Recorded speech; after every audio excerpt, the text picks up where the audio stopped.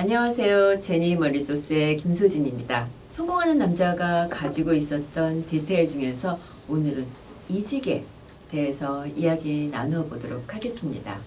Y대학 출신의 30대 초반 남자 경우인데요. 좋은 학교를 졸업해서 국내 굴지의 대기업에서 마케팅 팀에서 사회생활을 시작했습니다. 하지만 2년이 못 돼서 다른 대기업으로 이직을 했고요. 그 이후에 지금까지 짧으면 6개월, 길게는 2년 만에 회사를 떠나서 벌써 6번째 회사에 다니고 있습니다.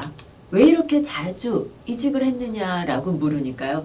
대답도 참 제각각이었습니다. 첫 직장은요. 야근과 주말 근무로 일이 너무 많아서 체력이 버티지 못해서 그만뒀고요. 다음에는 회사가 너무 멀어서 다음에는 원치 않는 부서에 배치가 되어서 떠났다고 합니다. 마케팅으로 시작해서 영업, 영업지원, 구매, 총무, 인사까지 참 많은 분야를 거쳤는데 워낙 기간이 짧아서 딱히 어느 한 분야의 전문성을 가지고 있다고 말하기도 참으로 민망한 상황이었는데요. 결정적으로는 현재 선배들이 하는 작은 회사에 근무 중인데 조직이 너무 작아서 다시 이직을 준비 중이라고 합니다. 많은 직장인들의 새해 목표 1위가 올해 회사 꼭 떠난다 라고 하는데요. 직장인들은 평균적으로 3년 차에 한 번씩 이직을 하는 것으로 나타났고요. 3년에서 5년 사이에 한 번씩 이직하면서 평생 5회에서 6회 정도 이직을 하는 것으로 나타났습니다. 이직을 하는 이유는요.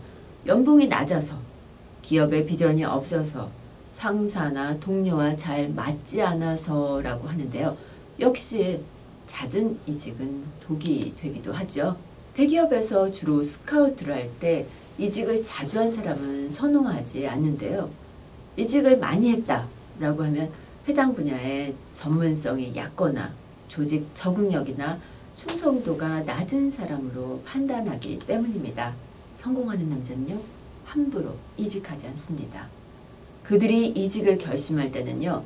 누구라도 납득 가능한 타당한 이유가 있을 때뿐입니다. 이직에는 분명한 사유가 있어야 합니다. 내가 지금 이직하려는 이유가 낮은 연봉, 마음에 들지 않는 상사, 과도한 업무량 때문 아닌지 확인해 보십시오. 혹시 이런 것들이 문제라면 다른 회사로 간다고 해도 쉽게 해결되지 않을 겁니다. 어차피 지금과 다르지 않은 연봉을 줄 테고요. 그 회사에도 똑같이 괴물 같은 상사가 있을 것이고요. 업무량도 비슷할 것이기 때문입니다. 이직은 발전의 계기가 되어야지 도망이 돼서는 절대로 안 됩니다.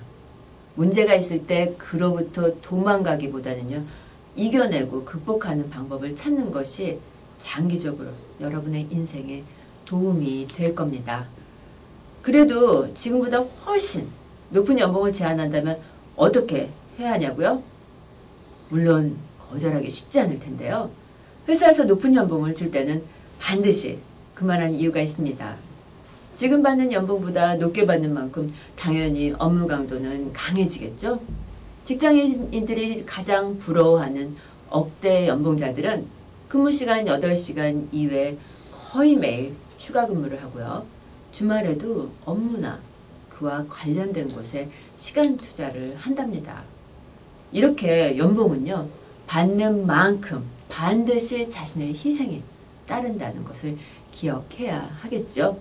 그럼 대체 이직은 언제 해야 하느냐라고 물으신다면 지금까지 경험을 바탕으로 더 큰 역할을 맡아서 역량을 내가 충분히 발휘할 수 있다라는 생각이 든다면 그때 커리어 개발을 위해서 이직하는 것이 맞습니다. 이직 시에 가장 중요한 것은요. 연봉이나 타이틀이 아니라 회사에 대한 철저한 조사와 내가 맡게 될 역할, 업무가 무엇인지에 대해서 정확하게 파악하는 것입니다. 현재 하고 있는 업무나 역할과 별다른 차이가 없다라고 한다면 굳이 이직해야 할 이유가 없겠죠. 지금과는 다른 더 큰, 더 새로운 도전으로 성장의 준비가 될 만한 기회일 때 이때 도전하는 것이 바람직합니다. 성공은 현재 상황에서 도망치는 것이 아니라 매 순간 도전하는 사람에게 가까이 있습니다. 여러분은 어떤 사람입니까? 고맙습니다.